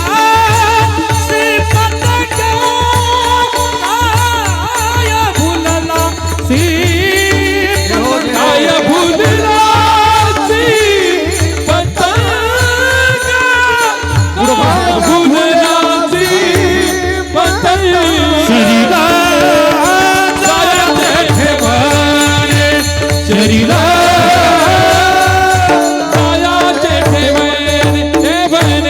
फुलाची पतंग. अभंगाच्या पहिल्या चरणामध्ये रंगी रंगी रे श्रीरंगी, काय बोललासी पतंगी, काय त्या पतंगासारखा प्रपंचामध्ये बोललाय म्हटले. प्रपंचातून निघून आम्हाला श्रीरंगाच्याही रंगामध्ये रंगता यावं, आम्हाला तो श्रीरंग सुद्धा आम्हाला शोधता यावा, श्रीरंग आम्हाला प्रत्येकात शोधता यावा, प्रत्येकात पाहता यावा. एक भूमिका आणखी बोलतो, माणसं मंदिरात देव शोधतात, माणसं मंदिरात देव शोधतात, पण माणसाला माणसात माणूस दिसायला तयार नाही. काय वाक्य बोललो मी आता? माणसं मंदिरात देवाला पाहतील, पण माणसाला माणसात देव दिसत नाही. म्हणून आजही आम्ही पाहतो, सक्का भाऊ पक्का वैरी झालाय, सक्का भाऊ पक्का वैरी बनतोय. सक्का भाऊ सख्या भावाला म्हणतो, अरे मरेल पण तुझं तोंड पाहणार नाही. कुणा करता वाक्यात आमचे हे? सख्या भावा करता. मरेल पण तुला रस्ता देणार नाही म्हणले जमिनी जाण्याकरता. सख्या भावा करताय. मला वाटतं आज लोक म्हणतात जग चंद्रावर चाललंय जग नवल नाही, पण आजही आमच्या गावामध्ये, आमच्या घरामध्ये, आमच्या शेजारच्याला आम्ही 4 महिने झाली त्याला रामराम आपण घालायला तयार नाही. ही मोठी खेदाची गोष्ट आहे. लोक म्हणतात जग चंद्रावर चाललंय, पण आजही आमच्या सख्या भावाशी आमचं नीट बनत नाही. खेदाची गोष्ट आहे. लोक म्हणतात जग चंद्रावर चाललंय, पण आजही आम्हाला आमच्या घरातल्या म्हाताऱ्या आई बापाचा सन्मान करता येत नाही. ही मोठी खेदाची गोष्ट आहे. आम्हाला इथं जगता यावं. पहिला मुद्दा, आम्हाला या लोकांमध्ये देव पाहता यावं, आम्हाला याच्यामध्ये देवत्वाची भूमिका पाहता यावी. प्रत्येकात देव आहे, ही फक्त मंदिरात देव नाही. आम्हाला श्रीरंगाच्या रंगात रंगणं म्हणजे काय, तर प्रत्येकात आम्हाला देव शोधता यावा. जिथे जातो तेथे तू माझा सांगाती, जिथे जातो तेथे तू माझा सांगाती, जिथे जातो तेथे तू माझा सांगा, जिथे जातो तेथे तू माझा सांगा.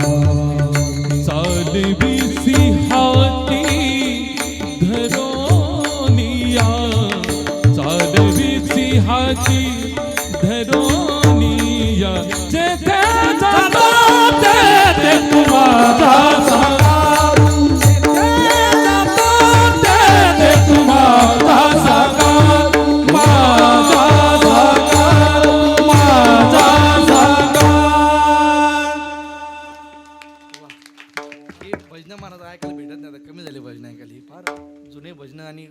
आवाजामध्ये धारदार आवाजामध्ये गुरुजी खूप सुंदर आनंद येतो या.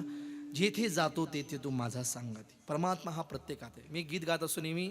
इंस्टाग्रामवर ते गीत गायलं, जवळजवळ ते मिलियनमध्ये गेले. 5-6 मिलियन लोकांनी पाहिलं, 50-60 लोकांनी पाहिलं त्याला. भूमिका त्या गीतकाराची मला गीतकार कोणी माहिती नाही, पण भूमिका फार महत्वाची. म्हणतात ना, तान्या बाळाच्या हासऱ्या डोळ्यात जो नाचे रंगून संतांच्या मेळ्यात जो तुझ्या माझ्यात भेटल साऱ्यात जो शोध नाही कुठे या पसाऱ्यात जो रोज वृंदावनी फोडी जो घागरी तोच नाथा घरी वाहतो कावडी गुंतला ना कधी मंदिरी रावुळी बाबा झाला माऊलीच्या जिव्हारात जो टोन तो मातलेल्या शिवारात जो कुण्या कोकिळीच्या गळी बोलतो दाटुनी तोच आभारी ओतंब तो नाचवेवीत जो या नवाचा पुरी होळी काठी कधी आंधळ्याच्या करी घेऊनी लाटाई जो किनाऱ्यावरी कोण साऱ्या जगात आई तो सावरी राहतो जो म्हणी या जगी जीवानी एका पाशाने तो सांग मावलगा बघ उघडोनी दार रंगातला देव गावालगा उघडोनी दार रंगातला देव गावाला. बघ उघडोनी दार रंगातला देव गावालगा देव गावालगा. प्रत्येकात धन्यवाद. प्रत्येकात शोधता यावा, प्रत्येकात पाहता यावा. आम्हाला फक्त मंदिरात देव आहे ही भूमिका मुळात त्या ठिकाणी त्यागायची आहे. आज डुमरे परिवाराचं हे आयोजन आहे. वडिलांच्या बद्दल किती भूमिका महत्वाची. पाऊस आला म्हणले तर वॉटरप्रूफ मंडप पाहिजे. कार्यक्रमाचा विक्षेप होता कामा नाही. वॉटरप्रूफ मंडप दिला पाऊस आहेत. आणि ह्या वेळेला कार्यक्रम करणं या दादा कार्यक्रम करणं फार कठीण असतं. प्रतिकूल परिस्थिती असते. हे महत्वाचं आहे. तुमचं सुद्धा मला डुमरे परिवाराचं परत कौतुक करावं लागेल. कारण एवढं सगळं बारकाईचा विचार करणं सोपी गोष्ट नसते. काय लागतंय काय नाही लागतं. चोपदार नव्हतं आले आज, काहीतरी मला ऐकायला भेटलं. चोपदार आलेच नाही. त्यांनी त्यांची वेळी बॉस उभं केली. वेळीचे का? हां पहा बरं, मी खरं बोललो. पहा बरं, वेळीचे ना. ज्यांचा कार्यक्रम त्यांचीच वेळी उभं केली त्यांनी. चोपदारने आले म्हणजे ही बारकाई असते महत्वाची. झाला असं. आणि मला बाबासाहेब भाऊने सांगितलं म्हणा शिवतांडव म्हणा. आता हे काय शिवतांडवचं नव्हतं वाचन. मी त्यांना पहिले विचारलं शिवतांडव म्हणून. 3 महाराज म्हणा हो द्या शिवतांडव 5 मिनटं. आता आहेत संकेत दादा वाजवण्या करता गुरुजी आहेत. आपण 5 मिनटं गाऊयात. मला वाटतं आम्ही त्या देवाला प्रत्येकात शोधा, प्रत्येकात पहा. हरीच्या रंगामध्ये रंगा. आणि रंगत असताना आम्ही त्याचं भजनही आम्हाला करता यावं. नामस्मरणासारखी साधना आम्हाला करता यावी. जगाच्या पाठीवर भजनासारखी साधना कुठलीच नाही, कुठलीच नाही. भजनाची साधना काही लोकांनी स्वतःचं जीवन भजनाला समर्पित केलं. व जगाच्या पाठीवर अनेक लोक आहेत. बोधेबाबांसारखा महात्मा भजनाला समर्पित झाला. भजनासाठी कीर्तन नाही केलं पण भजन आयुष्यभर पिलं. मला वाटतं भजनासाठी सुद्धा आयुष्य वेचणारी माणसं होती. प्रेमानंद महाराजसारखा साधू सुद्धा एकच वाक्य जगासाठी बोलतात, खूप नामजप करो, खूप भजन करो. आता मागे मोठी मोठी लोक आता भारताच्या मला वाटतं राष्ट्रपती द्रौपदीजी मुर्मू तिथे गेल्या होत्या. त्यांना सुद्धा 30 वाक्य आहे, भजन करो, नामस्मरण करो, भजन करा. मला वाटतं भजनासारखी किंमत जगामध्ये कुठं कशालाच नाही. भजन केलं पाहिजे. तेने सदा चित्त समाधान प्राप्त करून देणारं भजन असतं. भजन केलं पाहिजे. एक जण म्हण मला महाराज काय सांगता भजन करा भजन करा. माझ्याकडे 50 शकाचा सातबारा आहे म्हणे. मला खरंच म्हणलं महाराज एक माणूस प्रामाणिक सांगतो मी म्हणलं भाऊ 50 शकाचा सातबाऱ्याचं काही घेणं देणं नाही. भजनाला येथे थोरपण काय जाळायचं. तू का म्हणे इथे भजन प्रमाण काय थोरपण, इथे काय थोरपण जाळायचं नाही म्हणलं. इथे भजनाला किंमत आहे. आणि जर तुला प्रॉपर्टीची बराबरी करायची असेल ना भाऊ म्हणलं एक काम कर म्हणलं, तुझ्या गावातला घेऊ नको, तालुक्यातला घेऊ नको, डायरेक्ट दुसऱ्या देशातला घे, श्रीलंकेचा माणूस घे म्हणलं डायरेक्ट. तू रावण महाराजसारखा इतिहास पाय. रावण महाराजाकडे किती होतात सगळ्यांचे प्रमाण पाठे. शुद्ध कांचनाची 7 कोटी घरं प्युअर गोडची होती. प्युअर गोडची 7 कोटी घरं. 1 कोटी नाही, तुम्ही 1 कोटी घरा, 1 कोटी सोडून द्या, 1 लाख घ्या, 1 लाख जाऊ द्या, सगळं सोडून द्या, एकच घर घ्या. आता एका घराला किती विटा लागल्या असतील, किती भिंती असतील, आणि एक भीत किती विटाची असेल, आणि एक वीट किती किलोची असेल. एवढी श्रीमंती होती महाराज रावण महाराजांकडे. पण रावण कधी म्हणला नाही नाथ करती काय न्यावत लागतंय. नाही म्हणला तो कधी नाही म्हणला ना महाराज तो कधी. त्यानं सुद्धा भजन केलंय महाराज. आणि ज्यावेळेस रावण महाराज भजन करायचे भगवान शंकराचं. आता इथे मी शिवतांडव मला वाटतं 5 महिन्या अगोदर गायला होता त्या दिवशी. तर परत 2 मिनिटं गायतो, त्यांचा आग्रह आहे. मला वाटतं त्या रावण महाराजांनी ज्यावेळेस भगवान शंकराचं भजन करावं महादेवांना सुद्धा करमत नव्हतं आणि माझे भोले बाबा सुद्धा त्या शिवतांडामध्ये नृत्य करायचे. काय शब्द होते ऐका 2 मिनिटांमध्ये. थोडा पकवाचा बेस द्या, तबल्याचा थोडा चाटीचा आणि त्याचा बेसचा आवाज करा, दोन्ही पण थोडा वाढवा. सम विशाल जटाजूट चंद्रभाल शैल शुंग सम विशाल जटाजूट चंद्रभाल अंगकीट रंगबाल विमल झाल राजे लोचन त्रय लाल लाल चंदन की कोरबाल कुमकुम सिंदूर गुलाल फुकुटी पर साजे कुमकुम सिंदूर गुलाल फुकुटी पर साजे कुंदन की कंठमाल विकसित लरुके प्रशाल कचाल पुत्रमाल कृपाल राजे पम पम पम डमरू बाजे नाद वेद स्वर सुसाजे शंकर महाराज आज तांडव नाचे भोले महाराज आज तांडव नाचे.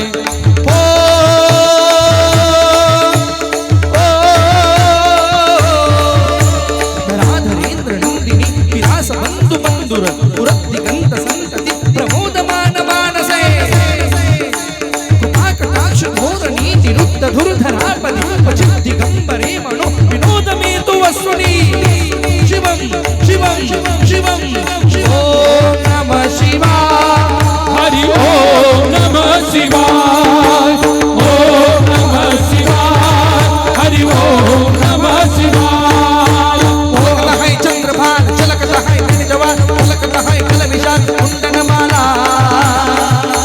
धर्म भक्त प्रणत पालना मरण सोनिया काटता है अंधकाल दीन दयाला काटता है अंधकाल दीन दयाला शोभे योगी स्वरूप सात प्रकाशी तनु मधुर जटी अनु लेपनधारी सुंदर मूर्ति सम्राट हरद मुझको चोरिया मजहू मन भीमनाथ शंकर बारी मजहू मन भीमनाथ शंकर बारी.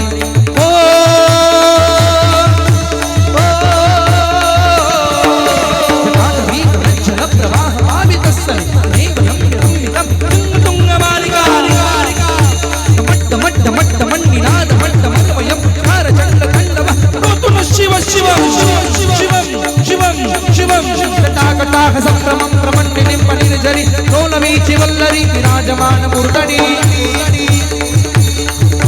धगत् धगत् धगत् ज्वलल्ललाट मण्डपावगे चोरचन्द्रशेखरे प्रतीक्षणं मम मम मम मम.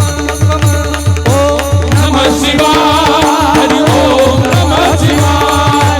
ओम नमः शिवाय. हरि ओम नमः शिवाय.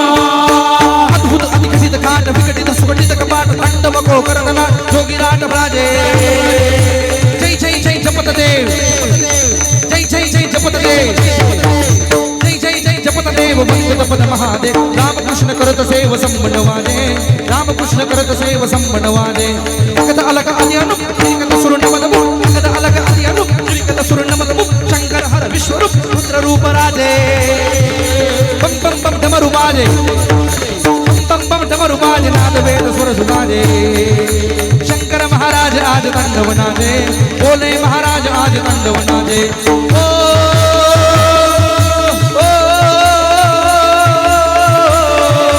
ओम नमः शिवाय. ओम नमः शिवाय. ओम नमः शिवाय. ओम नमः शिवाय. ओम नमः शिवाय. ओम नमः शिवाय. ओम नमः शिवाय. ओम नमः शिवाय. नागेंद्र हराय त्रिलोचनाय भस्मांगरागाय महेंद्राय नित्याय शुद्धाय दिगंबराय तस्मै नकाराय नमः शिवाय. ओम नमः शिवाय. शिवाय. ओम नमः शिवाय. पार्वती पदे हर हात हर हात हात सगळ्यांच्या एकदा वर हात सर्वांच्या वर क्या बात आहे. पार्वती पदे हर हर.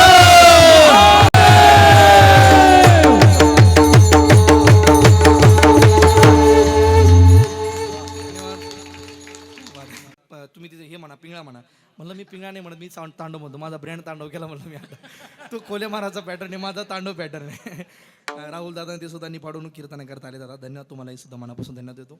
त्यांचं सुद्धा फोनाला सकाळी आम्ही येतो पण त्या ठिकाणी आता वेळ संपण्याची झाली तुम्ही थोडा प्रवासात असाल तुम्हाला सुद्धा वंदन करतो त्या ठिकाणी कीर्तन करता शेवटकून तुम्ही उपस्थिती लाभली खरं म्हणजे भजन करायला भजनाला किंमत द्या. महादेवाचं भजन रावणासारख्या महात्म्यानं करावं. रावण महाराजांना आपण एकरी भाषेत बोलू शकत नाही, फार विद्वान होते. म्हणून भजनाला किंमत द्या. भजनाला किंमत द्याल तर काय होईल, श्रीरंगाच्या रंगामध्ये रंगसाल. देहाला किती सुद्धा तुम्ही भजन, देहाला त्या ठिकाणी किती नटण्याचा प्रयत्न केला तरी हा देह एक दिवस ठेवावा लागेल. देह त्या ठिकाणी ठेवावं लागेल. शरीर जायाचे ठेवणे धरिसी अभिलाष जनी. इथं अभिलाषा तुम्ही कितीही प्रपंचात केले तरी त्या ठिकाणी पूर्ण होत नाही. म्हणून देहावर त्या ठिकाणी फक्त अभिलाषा ठेवू नका. देहाला जपा पण देह सर्वस्व आहे ही भूमिका त्यागा. कारण भूमिका इथं बदलते, फक्त देह सर्वस्व आहे. देह सर्वस्व नाही, तू एक दिवस ठेवा लागेल. उड जाएगा एक दिन पंछी रहेगा पिंजरा खाली. उड जाएगा एक दिन पंछी रहेगा पिंजरा खाली. पिंजरा खाली, पिंजरा खाली, पिंजरा खाली, पिंजरा खाली. तू लाख हिफाजत करने, तू लाख करे रखवाली. लाख हिफाजत करने, तू लाख करे रखवाली. हो उड़ जाएगा एक दिन पंछी रहेगा पिंजरा खाली. उड़ जाएगा एक दिन पंछी रहेगा पिंजरा खाली. पिंजरा खाली, पिंजरा खाली, पिंजरा खाली, पिंजरा खाली. दिन चार घड़ी का, दिन चार घड़ी का जीना. दुनिया है मुसाफिर का आना. सांझ के बाद होगा सवेरा. देखना है अगर दिन ये सुनहरा. ओ पाव फूलों पे रखने से पहले, पाँव फूलों से रखने से पहले तुझको कांटों पे चलना पड़ेगा. पाँव फूलों से रखने से पहले पाँव फूलों पे चलना पड़ेगा. जिंदगी एक किराया का घर है, एक न एक दिन बदलना पड़ेगा. जिंदगी एक किराए का घर है, जय हो, जय हो. एक न एक दिन बदलना पड़ेगा. मौत जब तुझको, मौत जब तुझको, मौत जब तुझको आवाज देगी, घर से बाहर निकलना पड़ेगा. मौत जब तुझको आवाज देगी, घर से बाहर निकलना पड़ेगा. घर से बाहर निकलना पड़ेगा. घर से बाहर निकलना पड़ेगा.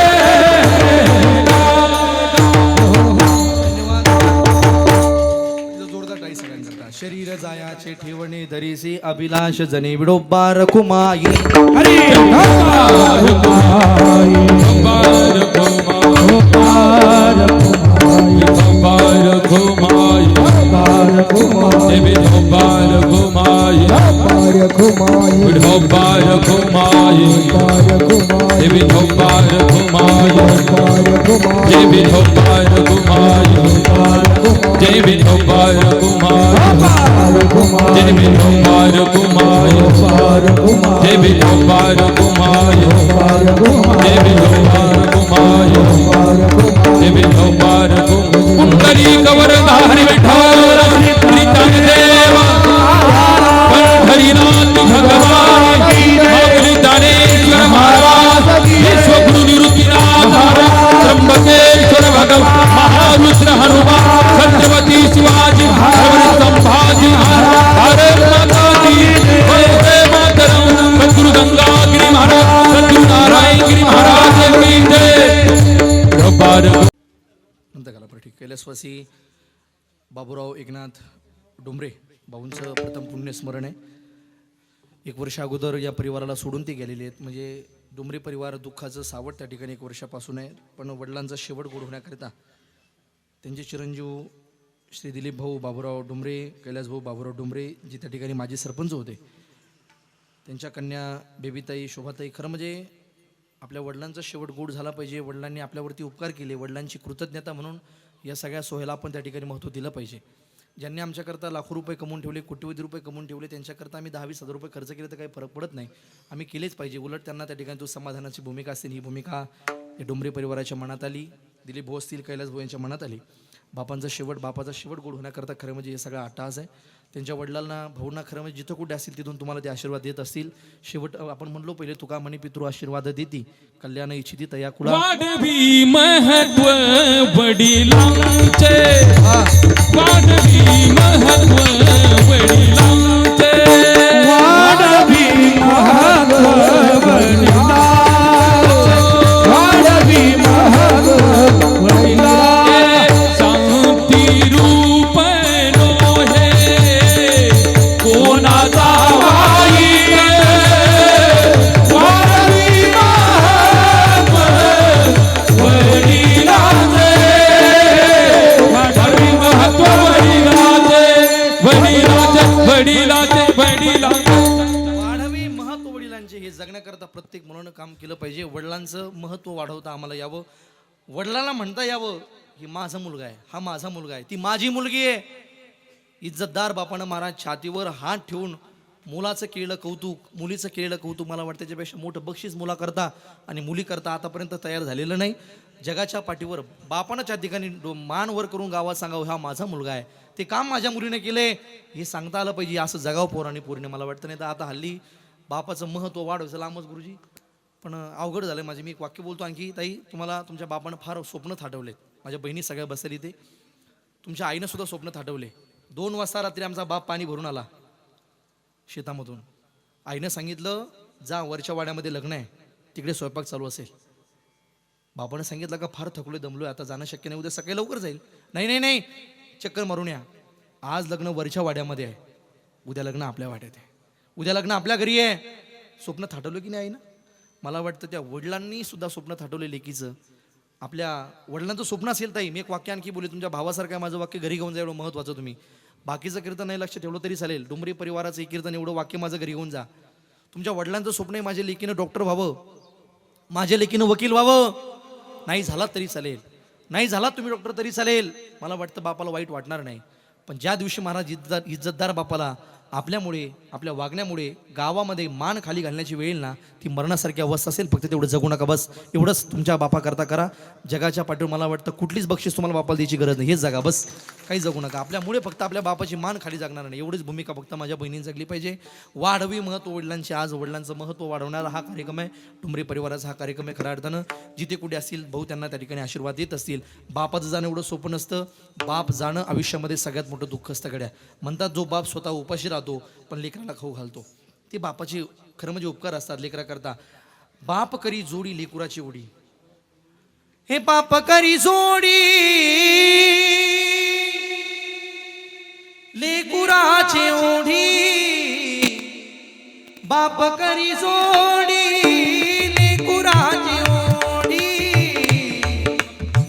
बाप करी जोडी लेकुराची ओढी, आपुले कुरवंडी वाढवणी.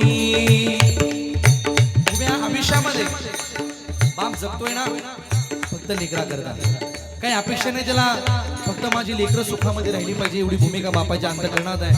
म्हणून म्हणतात बापा कष्टाचा काबाडी ऊस मळ्यात तोडतो या, बापा कष्टाचा काबाडी ऊस मळ्यात तोडतो या,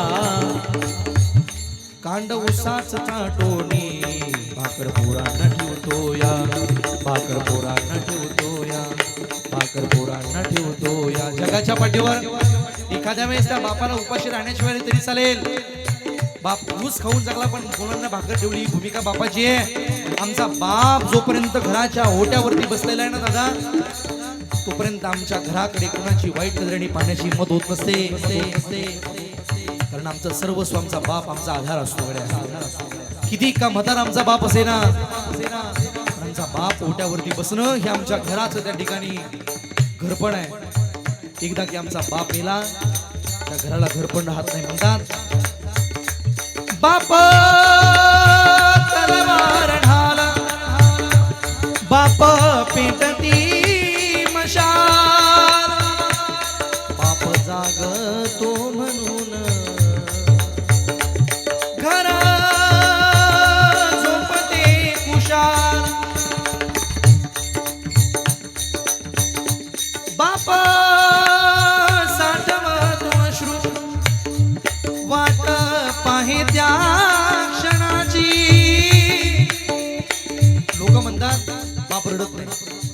ताई एकुलती एक लेक वाटीला होताना बाप कसा कसा रडताना मी पाहिलाय.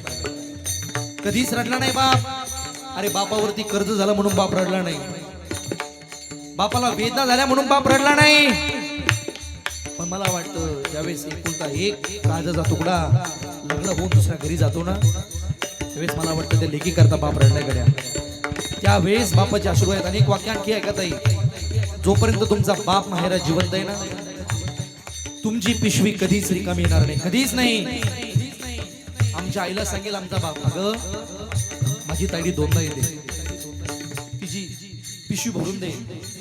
भावाने आम्हाला साडी घ्यावी.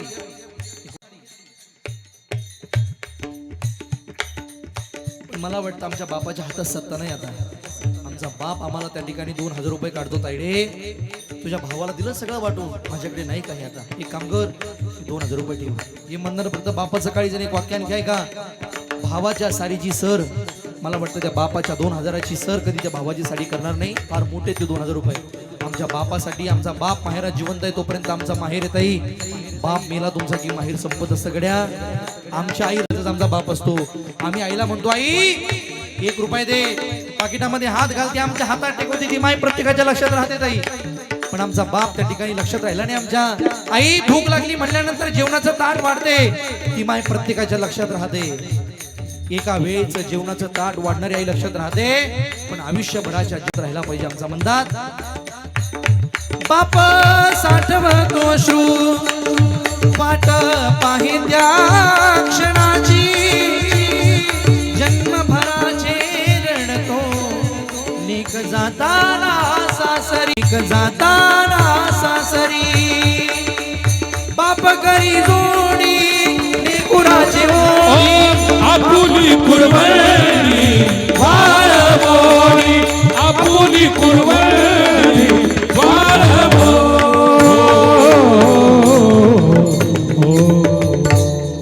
फार मोठा असतो. जगाच्या पाठीवर आमचे अनेक हितचिंतक असतील, पण बापासारखा हितचिंतक नाही. जवळजवळ 12:15 वाजून गेलेले आहेत. सेवेला त्या ठिकाणी 10:15 वाजता कीर्तन सुरू झालं होतं, म्हणून अधिक वेळ न घेता तुम्ही सुद्धा लांबून लांबून पाहुणे आलेले आहेत, तुम्हाला सुद्धा जेवायचं आहे. म्हणून त्या ठिकाणी डोंबरे परिवाराच्या दुःखात आपण सहभागी झालात.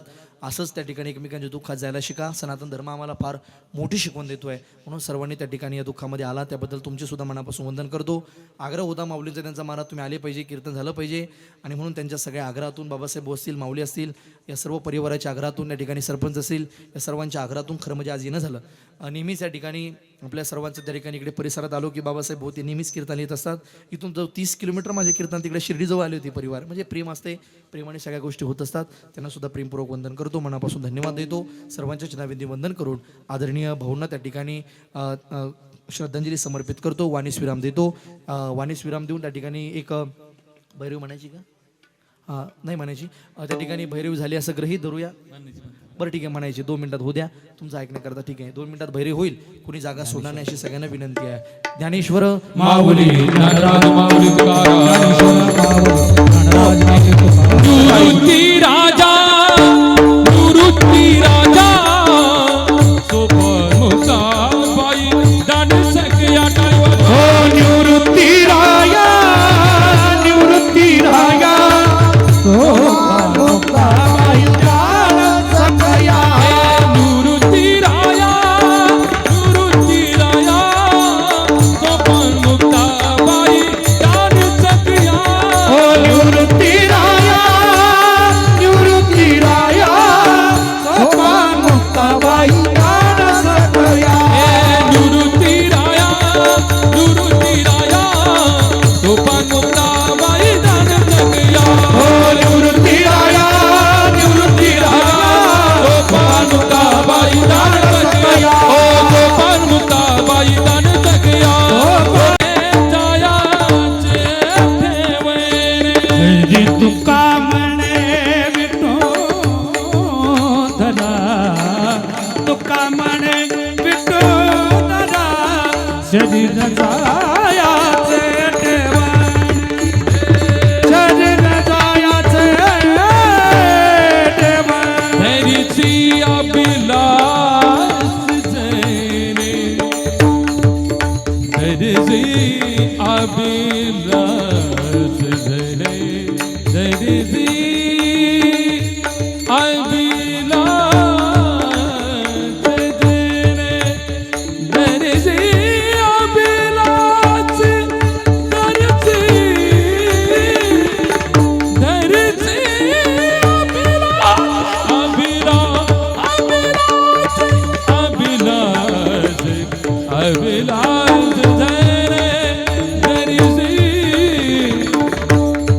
धरसिया बिलास जनेरा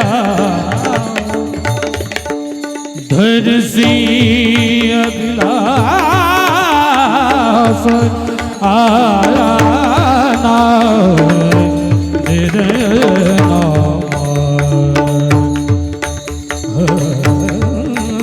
धरसिया बिलास जने ओ धरसिया बिलास जने धरसिया